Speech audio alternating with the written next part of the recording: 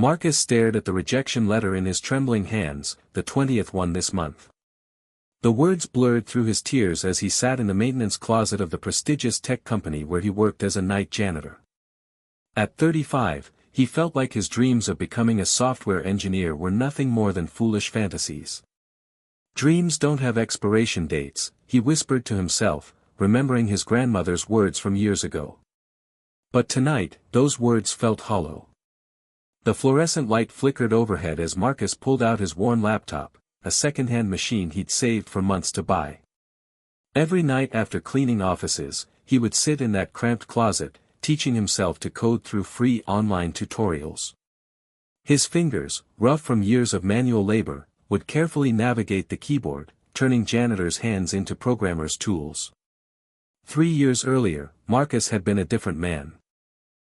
He'd worked construction until a back injury forced him to find gentler work. The transition to janitorial services felt like a step backward, but his wife Sarah had held his face in her hands and said, "Sometimes we have to take a step back to take a leap forward." Those words echoed in his mind as he opened his laptop and began working on his latest project, a mobile app designed to help students from low-income families access educational resources.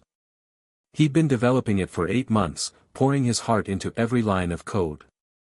The expert in anything was once a beginner, he muttered, recalling a quote he'd taped to his laptop screen. His fingers flew across the keyboard with growing confidence. The rejection letters had stung, but they hadn't broken him.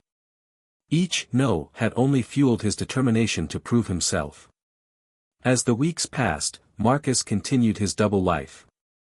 By day, he was invisible, the janitor who cleaned desks and emptied trash bins. By night, he was a warrior, battling bugs in his code and conquering complex algorithms.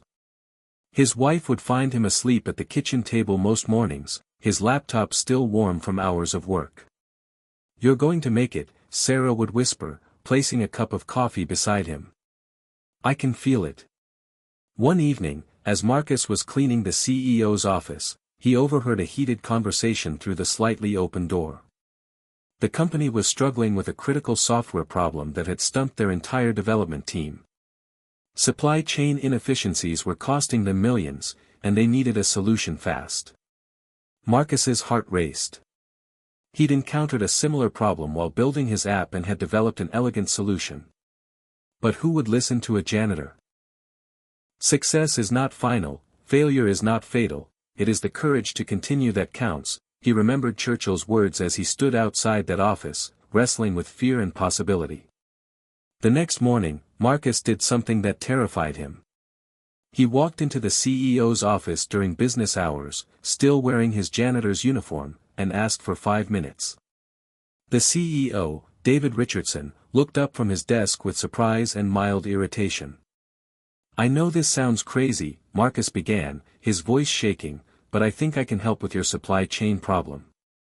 Richardson's eyebrows shot up. "You're the night janitor, aren't you?" "Yes, sir. But I'm also a self-taught programmer. I've been learning for 3 years, and I've developed a solution that might work for your situation." What happened next changed everything. Richardson, known for his unconventional thinking, was intrigued. He gave Marcus 15 minutes to present his idea. Those 15 minutes turned into an hour, then 2 hours. Marcus's solution was not only viable, it was revolutionary. "Why haven't you been working in tech?" Richardson asked, genuinely puzzled. Marcus pulled out a stack of rejection letters. "Nobody would give me a chance. No degree, no formal experience, just passion and determination." Richardson studied the young man before him. "You know what separates successful people from others? It's not talent or luck. It's the willingness to work on their dreams when nobody's watching." Within a week, Marcus was offered a position as a junior developer with a starting salary that tripled his janitor's pay. But more importantly, he was given the opportunity to implement his solution and lead a small team. The transition wasn't easy. Marcus faced skepticism from colleagues who questioned his credentials and background. Some whispered that he was just lucky, that he didn't belong in their world of degrees and certifications. Let them talk, Marcus told himself. Success is the best revenge, but it's also the best proof. He worked harder than anyone else, arriving early and staying late. He asked questions without shame, learned from every mistake, and celebrated every small victory. His humble beginnings had taught him something his educated colleagues sometimes lacked, the value of hard work and perseverance. 6 months later, Marcus's solution had saved the company over $10 million.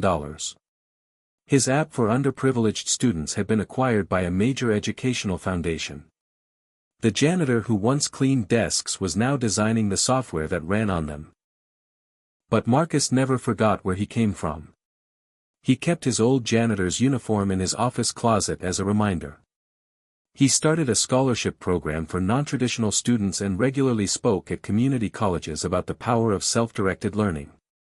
Your current situation is not your final destination, he would tell audiences. Every expert was once a beginner. Every success story started with someone who refused to give up. 1 year after his promotion, Marcus stood in the same maintenance closet where he'd once hidden his dreams. Now it was converted into a small training room where he taught coding to the company's support staff during lunch breaks. Sarah visited him that day, tears in her eyes as she watched her husband mentor others. "Remember when you thought it was too late to change your life?" she asked. Marcus smiled, remembering those dark nights when rejection felt like destiny. "The beautiful thing about dreams," he said, "is that they don't have expiration dates. They just wait for us to be brave enough to chase them." As the sun set through the office windows, Marcus looked at his reflection in the computer screen. He saw not just a successful programmer, but a man who had learned life's most valuable lesson, that our circumstances don't define us, our choices do. "The only impossible journey is the one you never begin," he whispered, knowing that somewhere out there, another dreamer was sitting in a closet, wondering if it was too late to start.